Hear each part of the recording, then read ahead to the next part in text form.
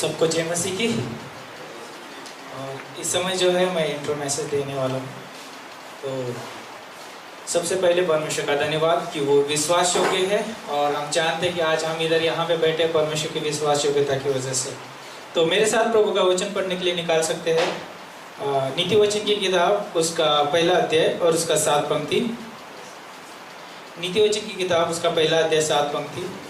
प्रभु का वचन बोलता है, यहोवा का भय मानना बुद्धि का मूल है, बुद्धि और शिक्षा को मूल ही लोग तुच्छ जानते हैं।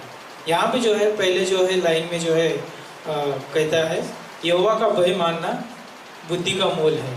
तो कहने का मतलब यहाँ पर इस वचन का जो कहने का मतलब ये है कि जब हम परमेश्वर का आदर करते हैं तो हमारे जीवन में जो है बुद्धि की शुरुआत होती है, और वही जो है हमारे जो है बुद्धि का जो है मूल है।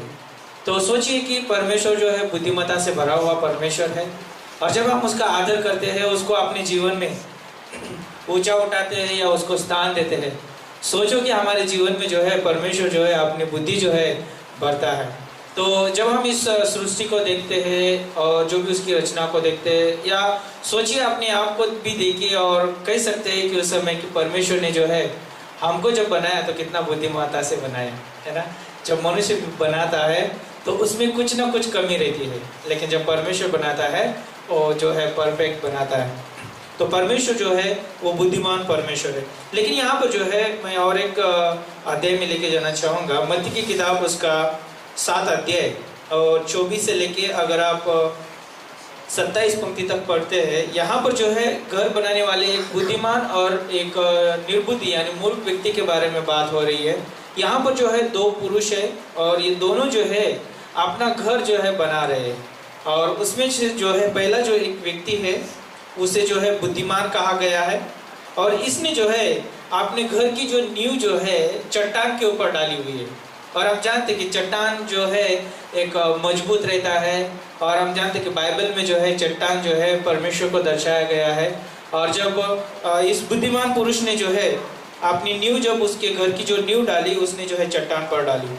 और हम जानते हैं कि 25 पंक्ति में बोलता है यहाँ पर, और मैं बरसा और बाढ़ें आई और आंधियाँ चली और उस घर पर टक्करें लगी, परंतु वह नहीं गिरा क्योंकि उसकी नींव चट्टान पर डाली गई थी। कहने का मतलब ये है कि जब हम एक मनुष्य के जीवन के बारे में अगर देखेंगे कि जो व्यक्ति जो है परमेश्वर की बुद्धि से भरा हुआ है, यानी उसने जो है परमेश्वर को अपने जीवन में जो है प्रथम स्थान दिया है, और उसने जो अपने जीवन में जो है परमेश्वर को रखा है और अपना जीवन परमेश्वर को सौंप दिया है, उस पुरुष की अगर हम बात करते हैं तो उसके जीवन में भले परिस्थितियाँ खराब हो या सिचुएशन कितनी भी खराब हो, तो उससे कोई फर्क पड़ने वाला नहीं है।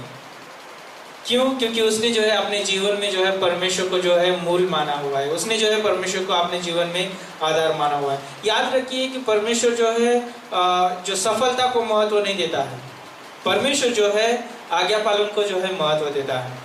और आज भी जो है परमेश्वर जो है हमारी सफलता को देखता नहीं है, लेकिन क्या हम उसकी आज्ञा पालन करते हैं उसको देखता है। तो कहने का मतलब ये है, हमें जो है सफलता को महत्व नहीं देना है, लेकिन हमें परमेश्वर की आज्ञा पालन को महत्व देना है।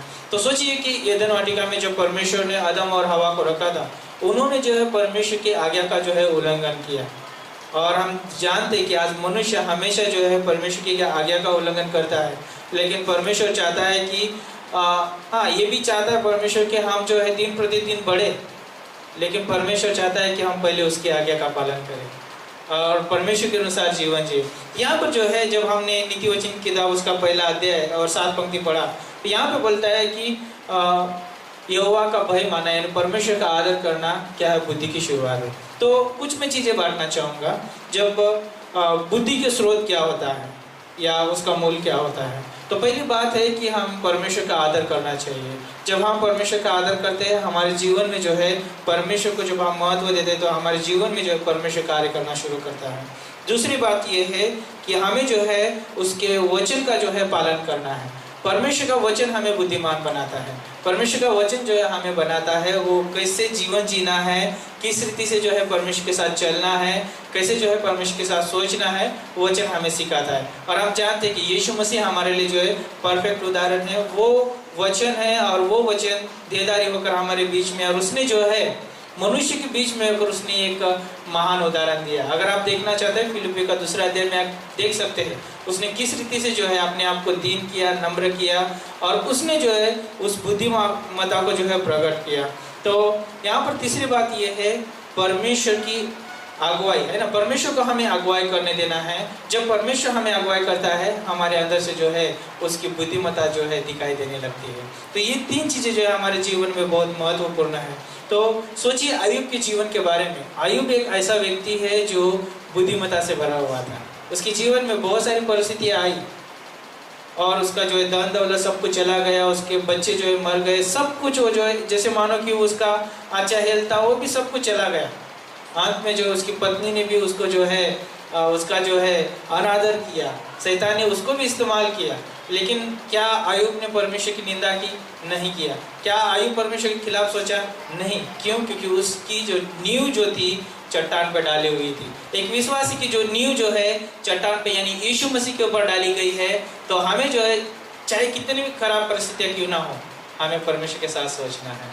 तो आज कहने का मतलब यही है इस संदेश का कि हमारा घर जो है चट्टान पर डाला हुआ है, हमारा घर जो है यीशु मसीह के ऊपर जो है डाला हुआ है। तो हमें जो है डरना नहीं है, चाहे हमारे जीवन में कितनी खराब परिस्थितियाँ आए तो हमें बने रहना है। कुछ चीज़ें जो है मैं बांटना चाहूँगा। और बुद्धिमान पुरुष की पहचान क्या होती है?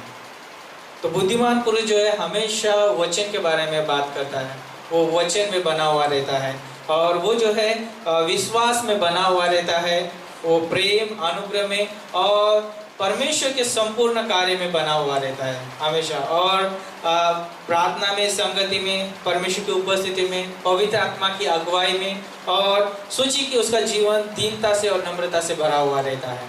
और यीशु मसीह ने जो एक उदाहरण छोड़ा हमारे बीच में कि यीशु मसीह वो 100% परमेश्वर था, लेकिन जब इस धरती पर आया तो वो 100% मनुष्य भी था। और उसने जो मनुष्य को किस रीति से जीवन जीना है उसने जो परफेक्ट उदाहरण बताया। और यहाँ पर हम जानते हैं कि परमेश्वर जो है हमारे बारे में सोचता है तो वो जो है यीशु मसीह के माध्यम से सोचता है, और जो भी देखता है वो यीशु मसीह के माध्यम से दिखता है, क्योंकि आप जो है हम यीशु मसीह के ऊपर जो है बनाए गए हैं और यीशु मसीह के द्वारा बनाए गए हैं।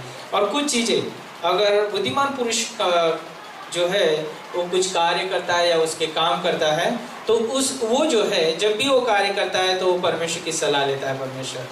परमेश्वर को पूछता है, परमेश्वर मैं ये करूं या ना करूं। तो सोचिए कि मूसा बहुत बुद्धिमान व्यक्ति था, लेकिन क्या उसने किसको पूछा? परमेश्वर को पूछा। बाइबल में जितने भी लोग हैं जिन्होंने जो है परमेश्वर को पूछा उन्होंने महान महान कार्य किए। तो बुद्धिमान पुरुष जो है हमेशा परमेश्वर की सलाह लेता है, परमेश्वर का सहारा लेता है। जैसे हमने इस ऑफरिंग संदेश में सुना कि नीति जोन का 3 अध्याय 5 पंक्ति में कि वो क्या करता है? परमेश्वर का सहारा लेता है ना, अपनी समझ का सहारा नहीं लेता है। तो बुद्धिमान पुरुष हमेशा जो है परमेश्वर का सहारा लेता है, परमेश्वर के ऊपर निर्भर रहता है और परमेश्वर को जो है अगुवाई करने देता है, और जो भी वो कार्य करता है परमेश्वर की अगुवाई में कार्य करता है। और अंत में ये बात मैं बताना चाहूँगा कि वो जो भी वो कार्य करता है वचन के आधार पर कार्य करता है। वो जो है वचन को जो है महत्व देता है, क्योंकि परमेश्वर ने वचन को महत्व दिया। और सोचिए कि वचन शुरुआत में था और हमेशा से वचन था और परमेश्वर ने वचन के द्वारा किया। और इतना ही नहीं, जब भजन संहिता 138 का आप 2 पढ़ते हैं तो परमेश्वर ने आपसे अपने नाम से भी अधिक वचन को महत्व दिया है। तो बुद्धिमान पुरुष वचन के द्वारा कार्य करता है और उसका जीवन क्रूसित जीवन होता है, हमेशा जो है बलिदानी जीवन जीता है। तो गलातियों का 2:20 के अनुसार जो है वो जो है हमेशा क्रूसित जीवन जीता है। तो जस्ट मैं आप सभी को प्रोत्साहन देना चाहता हूँ कि हमारा घर जो है चट्टान पर बनाया गया है और ये घर दिन प्रतिदिन बनता है, दिन प्रतिदिन बनता है। तो हमारा जो है घर का ये जो प्रोसेस है दिन प्रतिदिन होता है। तो क्यों ना इस समय प्रार्थना करते हैं और आगे बढ़ते हैं। प्रभु हम धन्यवाद देते हैं, आपकी स्तुति करते हैं गौर, हम आप में बनाए गए हैं, आपके ऊपर है प्रभु यीशु मसीह और आपके लिए है परमेश्वर। प्रभु हम धन्यवाद देते हैं गौर कि जो आपने हमारे लिए अद्भुत मौका दिया प्रभु यीशु मसीह, इन सभी बातों में आपकी महिमा हो। और प्रभु आने वाला जो संदेश है उसमें प्रभु यीशु मसीह हम आपकी ओर से और सुनना चाहते हैं। प्रभु उस संदेश को और आपके दास को अभिषेक करिए, यीशु के नाम से हम मांगते हैं, आमीन।